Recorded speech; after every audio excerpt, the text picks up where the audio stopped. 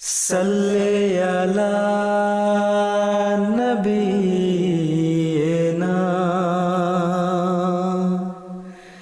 सल्ले अला मुहम्मदिन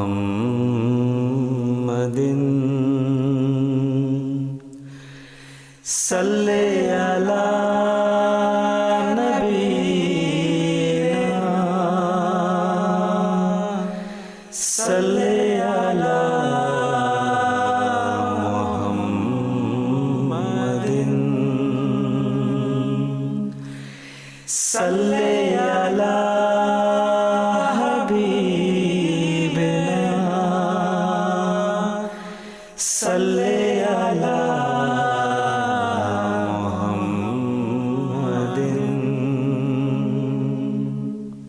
सल्ले अला रहीमिना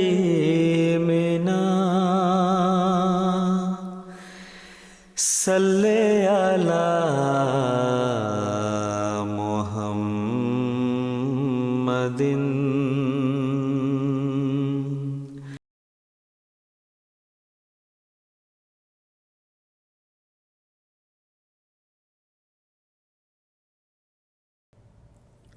Assalamualaikum warahmatullahi wabarakatuh.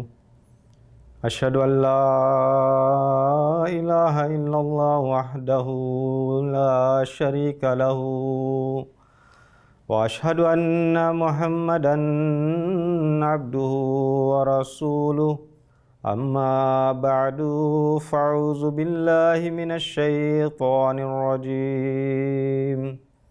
Bismillahirrahmanirrahim.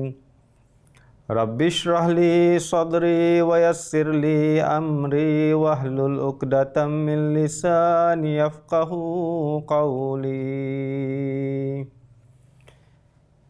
मेरे प्यारे भाइयों और बहनों, अस्सलामुअलैकुम वरहमतुल्लाहि वबरकातुह। मेरी दुआ है कि जहाँ भी आप हो, अल्लाह ताला आप सबको अपनी हिफाजत में रखे। आज इंशाअल्लाह मैं आपके साथ उस हस्ती के बारे में गुफ्तगू करूँगा जो तमाम कायनात का बनाने वाला। चंद दिनों पहले एक दोस्त जो हमसाया मुल्क से हैं, उसने एक मैसेज मेरे व्हाट्सएप में किया और मैसेज इस तरह है कि एक सवाल की तरह उसने मुझे मैसेज किया और उसका जो सवाल है वो ये पूछते हैं कि इस्लाम ने तमाम इंसानों के लिए, तमाम इंसानों के फ़ायदा के लिए क्या कुछ दिया, अगर हम उसको बाकी मज़ाहिब के साथ कंपेयर करें। तो ये इसके सवाल हैं कि इस्लाम ने लोगों को क्या दिया, लोगों के फ़ायदा के लिए क्या दिया, अगर हम उसको कंपेयर करें बाकी मज़हब के साथ। शायद ये सवाल आपके साथ भी हुआ, शायद इससे पहले भी कोई दोस्त या कोई गैर इस्लाम आपके साथ ये सवाल किया कि इस्लाम, आपके मज़हब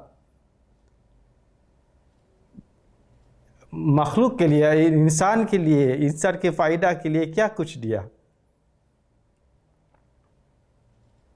शायद आपके दिमाग में ये जवाब उठते हैं कि इस्लाम ने लोगों के लिए अमन दिया, क्योंकि इस्लाम के मतलब है कि अमान, पीस। या शायद आप लोगों में से ये भी जवाब दे सकते हैं या ये भी जवाब देते हैं कि इस्लाम ने प्यार और मोहब्बत दिया लोगों के लिए, लव। या शायद आप लोगों में से ये भी जवाब देते हैं कि इस्लाम ने आपस में भाईचारा दिया, ब्रदरहुड, उखवा दिया। तो मुख्तलिफ जवाब है हमारे पास। लेकिन ये बात अच्छी तरह याद होना चाहिए कि अमान और प्यार, मोहब्बत और भाईचारा वो खुद ब खुद नहीं पैदा होते हैं। उसके पीछे एक ऐसी हस्ती है जो उस प्यार, उस मोहब्बत को, उस अमन को, उस भाईचारा को पैदा की। तो जब मैंने उसके जो सवाल मैंने पढ़ा तो मैं थोड़ी देर के लिए मैं सोचता रहा कि उसको क्या जवाब दूं। लेकिन फिर अचानक मेरे दिमाग में ये बात आई कि मैंने मुख्तसर सा जवाब लिखा था, क्योंकि उसने अंग्रेज़ी में सवाल किया कि what exactly Islam has got to offer compared to other religions for the benefits of mankind। ये उसके सवाल थे। तो मैंने भी अंग्रेज़ी में लिखा और मुख्तसर सा जवाब मैंने उसको लिखा कि द लिविंग गॉड। इस्लाम ने तमाम इंसानों की फ़ायदा के लिए ये दिया कि एक हस्ती लोगों को दिया कि जो हमेशा से जिंदा रहे। एक हस्ती है जो कभी मरा नहीं, हमेशा से जिंदा रहे। तो ये मेरी जवाब है, मैंने उसको दिया कि द लिविंग गॉड। क्योंकि अगर हम कुरान मजीद में देखा तो अल्लाह ताला ने यही ऐलान किया। सूरह अल बकरा में अल्लाह ताला ने इरशाद फरमाया कि अल्लाहु ला इलाहा इल्ला हुवल हय्युल क़य्यूम ला ताख़ुज़ुहु सिनतुन वला नौम लहू मा फ़िस समावाति व मा फ़िल अर्द मन ज़ल्लज़ी यशफ़अु इंदहु इल्ला बिइज़्नि यअलमु मा बैना अयदीहिम व मा ख़ल्फ़हुम वला युहीतूना बिशैइन मिन इल्मिही इल्ला बिमा शाअ वसिअ कुर्सियुस समावाति वल अर्द वला यऊदुहु हिफ्ज़ुहुमा व हुवल अलियुल अज़ीम। ये वजूद, ये हस्ती, जो ये खुदा जो इस्लाम ने तमाम इंसानों की फ़ायदा के लिए पेश किया कि एक ज़िंदा हस्ती है, एक ज़िंदा खुदा ने इस्लाम ने तमाम लोगों के लिए पेश किया।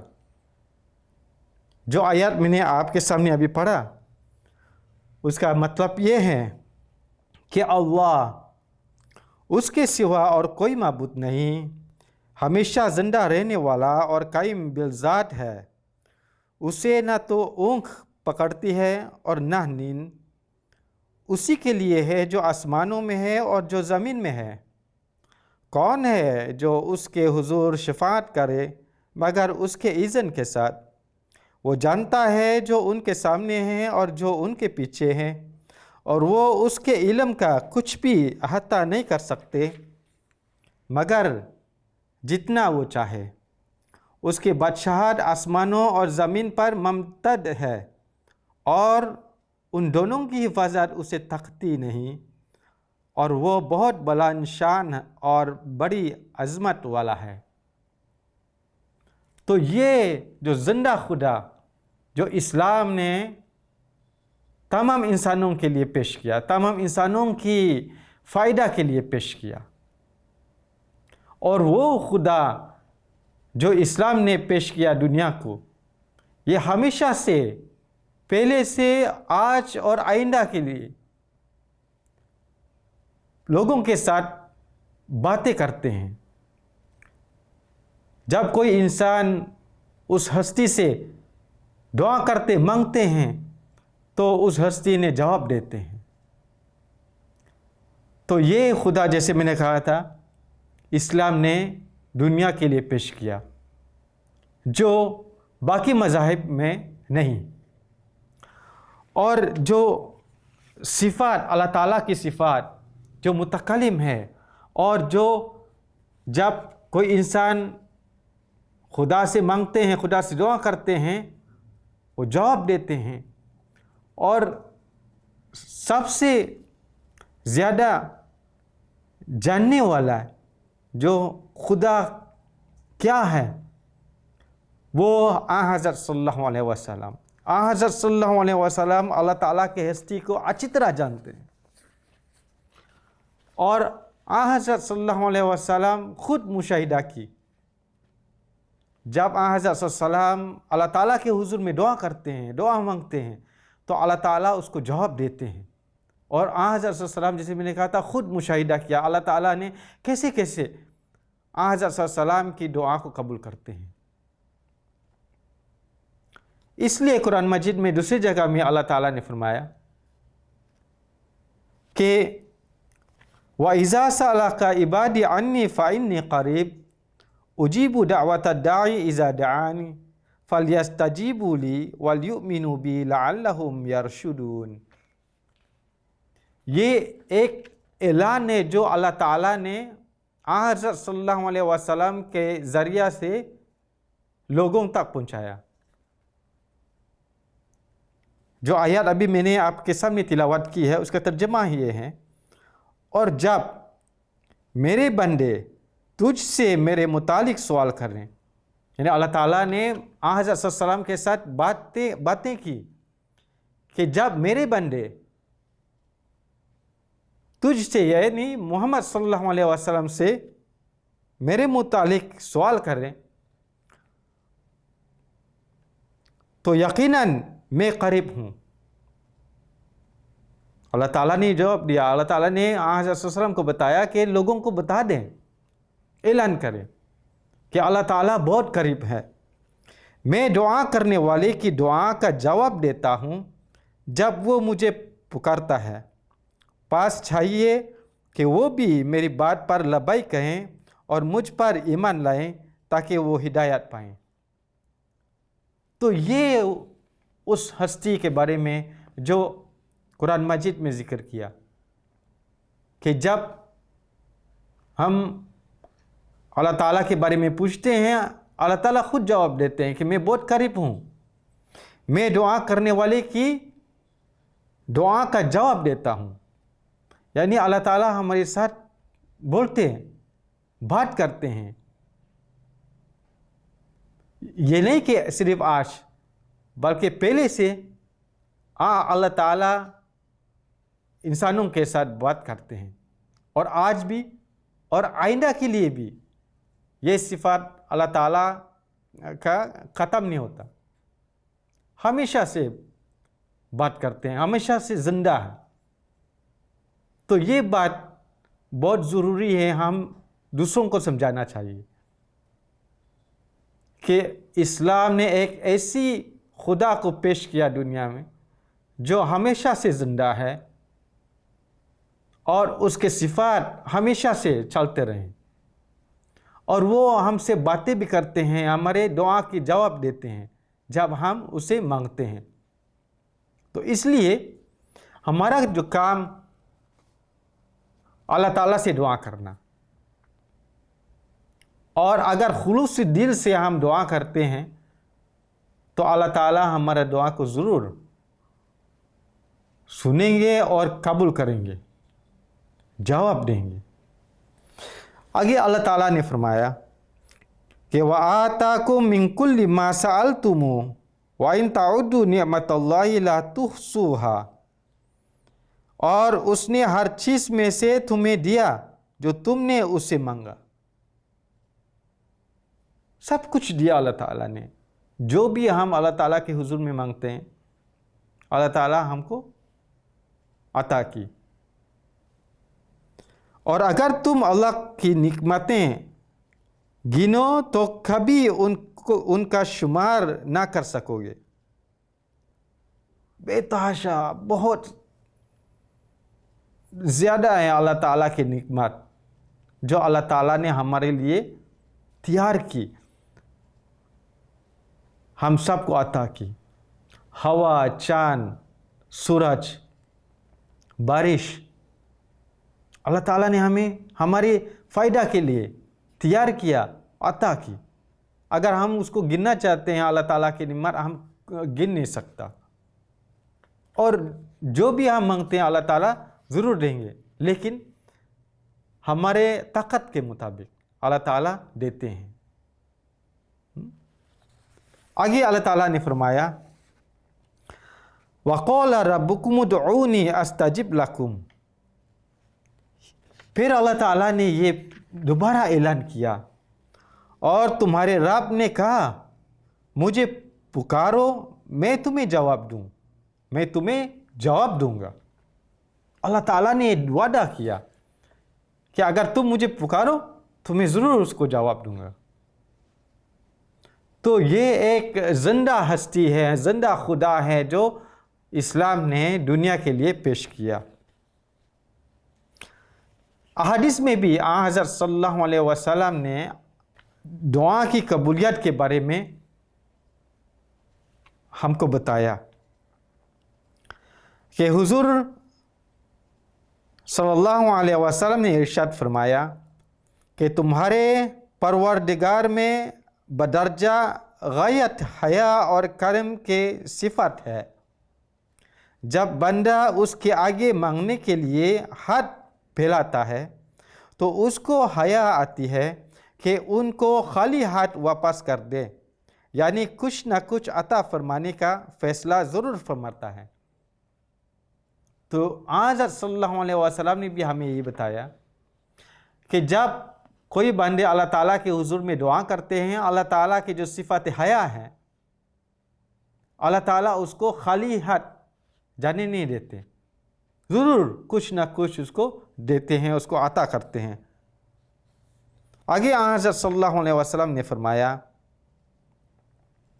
जिसे अच्छा लगे और पसंद आए कि मुसाइब और मुश्किलात और तकलीफ़ दा हालत में अल्लाह उसकी दुआएं कबूल करे, तो उसे कशदगी व फराखी की हालत में कसरत से दुआएं मांगते रहना चाहिए। जब हम खुशी की हालत में, जब हम कशदगी की हालत में या फराही की हालत में, हम कसरत से दुआ करना चाहिए। ये ना कि जब मुश्किल हालत में हो, जब कोई तकलीफ़ हो, जब कोई तंगी की हालत में हो, हम उस वक्त अल्लाह ताला को याद करते हैं। और जब कशदगी आते हैं हमारे ज़िंदगी में, जब फराही आते हैं हमारे ज़िंदगी में, हम अल्लाह ताला के हुजूर में झुकने के लिए भी पसंद नहीं करते या भूल जाते हैं। ऐसे नहीं होना चाहिए। कशदगी के हालत में या फराही के हालत में, खुशी के हालत में हम कसरत से अल्लाह ताला के हुजूर में दुआ करना चाहिए कि जो अल्लाह ताला ने अता की हमारे लिए, उसके बाद हमको मुश्किल हालात में ना डालें। तो इसलिए ज़्यादा से ज़्यादा जब फराही की हालत में, कशदगी के हालत में, हम अल्लाह ताला के हुजूर में ज़्यादा से ज़्यादा दुआ करना चाहिए। आगे हज़रत सल्लल्लाहु अलैहि वसल्लम ने फरमाया, आदमी को अपने रब की सबसे ज़्यादा करीब उस वक्त हासिल होती है जब वो सजदा की हालत में होता है। चुनांचे हालत सजदा में बहुत कसरत से दुआएं किया करो। तो ये भी एक बहुत अहम नसीहत है जो हज़रत सल्लल्लाहु अलैहि वसल्लम ने हमको दिया कि जब सजदा के हालत में हो, उस वक्त बंदे अल्लाह ताला के साथ बहुत करीब हैं। और सजदा हम कब करते हैं, किस वक्त करते हैं? जब हम नमाज की हालत में हैं। तो दो बातें हज़रत सल्लल्लाहु अलैहि वसल्लम ने हमको नसीहत दी कसरत के साथ दुआ करना सजदा में। और सजदा किस वक्त करते हैं? हम उस वक्त करते हैं जब हम नमाज अदा करते हैं।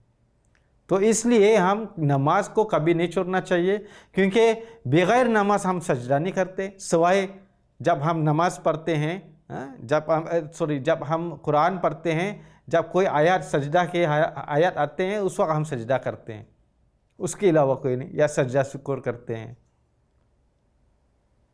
या नमाज में सजदा करते हैं।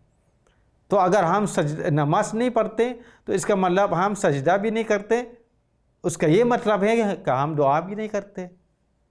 तो इसलिए सजदा की हालत में जब बंदा खुदा के साथ बहुत करीब है उस वक्त कसरत से दुआ करना चाहिए, और सजदा हम उस वक्त करते हैं जब हम नमाज़ पढ़ते हैं। इसलिए हम नमाज को अच्छी तरह अदा करें और नमाज पर पाबंदी करें, वक्त पर अदा करना चाहिए, और नमाज में कोई सुस्तियाँ नहीं दिखाना चाहिए।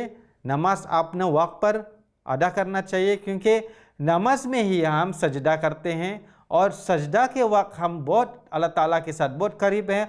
उस वक्त उस हालत में हम ज़्यादा से ज़्यादा अल्लाह ताला के हुजूर में दुआ मांगना चाहिए। तो इंशाअल्लाह खुलूसी दिल के साथ हम दुआ करते हैं, अल्लाह ताला उसको ज़रूर कबूल करते हैं। जैसे मैंने कहा था कि इस्लाम ने एक ज़िंदा खुदा दुनिया के लिए पेश किया। कुरान मजीद में भी मैंने कुछ आयतें आपके सामने पेश किया, और हज़रत मसीह मौऊद अलैहिस्सलाम ने उस खुदा के बारे में क्या इरशाद फरमाया, उस ज़िंदा खुदा के बारे में क्या इरशाद फरमाया, आइए सुन लें। हज़रत मसीह मौऊद अलैहिस्सलाम फरमाते हैं, हमारा बाइश्त हमारा खुदा है, हमारी आला लज़्ज़त हमारे खुदा में है, क्योंकि हमने उसको देखा और हर एक खूबसूरती उसमें पाई। ये दौलत लेने के लायक है अगरचे जान देने से मिले, और ये लाल ख़रीदने के लायक है अगरचे तमाम वजूद खोने से हासिल हो। और ऐ महरूमो, इस चश्मे की तरफ दौड़ो कि वो तुम्हें सैराब करेगा। ये ज़िंदगी का सर चश्मा है जो तुम्हें बचाएगा। मैं क्या करूं और किस तरह उस खुश खबरी को दिलों में बिठा दूं, किस दौफ से मैं बाज़ारों में मुनादी करूं कि तुम्हारा ये खुदा है ता लोग सुन लें, और किस दवा से इलाज करूं ता सुनने के लिए लोगों के कान खोलें। हर खूबसूरती उस हस्ती में पाया, उस हस्ती में, उस वजूद में हम पा सकते हैं। उस जिंदा खुदा के वजूद में हर खूबसूरती हम पा सकते हैं। तो इसलिए हज़रत मसीह मौऊद अलैहिस्सलाम ने जो हमें नसीहत दिया कि ये दौलत लेने के लायक है अगरचे जान देने से मिले। अगर हम अपनी जान को कुर्बान करना पड़ेगा उस हस्ती को पाने के लिए, तो हम जान देने के लिए तैयार होना चाहिए। अगर हम उस हस्ती को पा लिया, मतलब हम खुदा के लिए बन गए, खुदा हमारे लिए बन गए, तो कोई भी मुश्किलात हमारे सामने नहीं आएंगे। अल्लाह ताला हमेशा और ज़रूर हमारा हिफाजत करेंगे। तो इसलिए उस हस्ती के साथ, उस जिंदा खुदा के साथ अपने ताल्लुक़ को पक्का करें, अपने ताल्लुक़ को मजबूत करें। तो जैसे मैंने कहा था, अगर हम जो हज़रत मसीह मौऊद अलैहिस्सलाम ने इरशाद फरमाया कि अगर हम जान देने के लिए भी अगर उस हस्ती को पाना चाहते हैं और जान देने की ज़रूरत भी हो, हम जान देने के लिए तैयार हैं। तो ये हज़रत मसीह मौऊद अलैहिस्सलाम ने हमें नसीहत दिलाया, और उस हस्ती ने, उस खुदा ने जो इस्लाम ने पेश किया, जैसे पहले भी मैंने कहा था, हमारा दुआ को सुनते हैं और कबूल करते हैं। हज़रत खलीफतुल मसीह अल-खामिस अल्लाह ताला अपने अज़ीज़ फरमाते हैं, अल्लाह ताला का फ़ज़ल ही असल ताकत है जो दुआओं से मिलता है। पास अल्लाह ताला का फ़ज़ल ही है जो हमें हर वक्त मांगना चाहिए और उसके आगे झुकना चाहिए। आजकल हम जिस हालत में गुज़र रहे हैं उसमें ख़ास तौर पर खुदा ताला को आगे झुकने की ज़रूरत है। मोमिन का ये काम नहीं कि कभी उन लोगों में शामिल हो जिनके बारे में अल्लाह ताला फरमाता है कि मुश्किल में गिरफ़्तार हों तो अल्लाह ताला की तरफ झुकते हैं, उसकी पनाह में आने की कोशिश करते हैं, उससे मदद मांगते हैं, उसे पुकारते हैं और जब तकलीफ़ दूर हो जाए तो खुदा ताला को भूल जाते हैं। बहरहाल हमारा दुआ करना है और अपनी हालतों को पाक बनाना है। तो जैसे हुजूर ने नसीहत फरमाया कि हम उस लोगों की तरह ना बने या उस लोगों के साथ शामिल ना हो जो जब मुश्किल हालात में हो उस वक्त अल्लाह ताला के हुजूर में झुकते हैं, अल्लाह ताला के हुजूर में दुआ मांगते हैं और जब तकलीफ़ दूर हो जाते हैं तो हम खुदा ताला को भूल जाते हैं। ऐसा नहीं होना चाहिए। खुशी की हालत में या गम की हालत में, दोनों हालत में हम अल्लाह ताला के हुजूर में खुलूसी दिल के साथ झुकना चाहिए और दुआ मांगना चाहिए। तो इंशाअल्लाह अल्लाह ताला हमारा दुआ को ज़रूर कबूल करेंगे।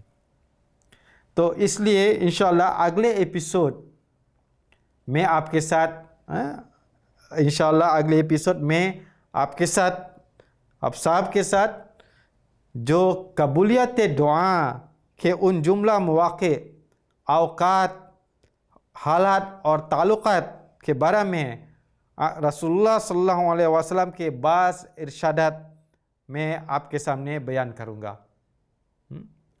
जो हालात, जो औक़ात, जो ताल्लुक़ात जो हज़रत सल्लल्लाहु अलैहि वसल्लम ने बाज़ इरशादात बयान किया है, मैं इंशाअल्लाह अगले एपिसोड में आपके साथ मैं शेयर करूँगा।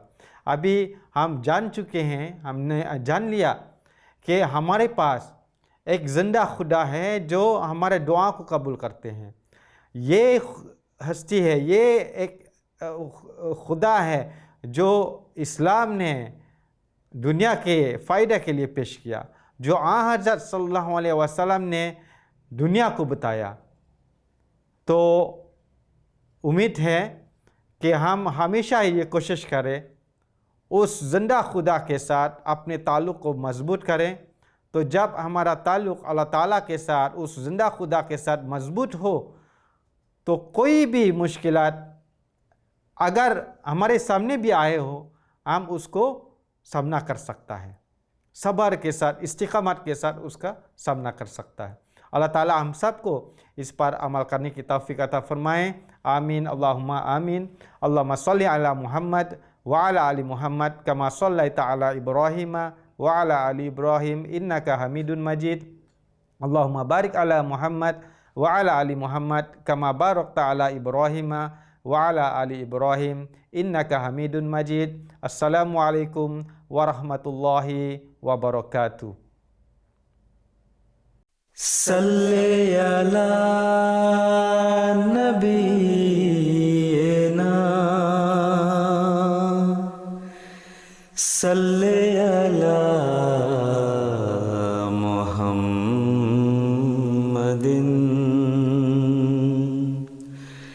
सल्ले अला नबीना, सल्ले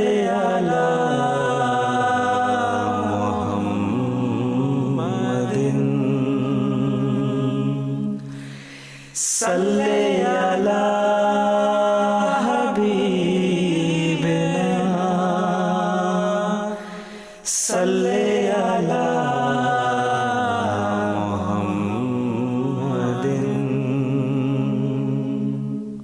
सल्ले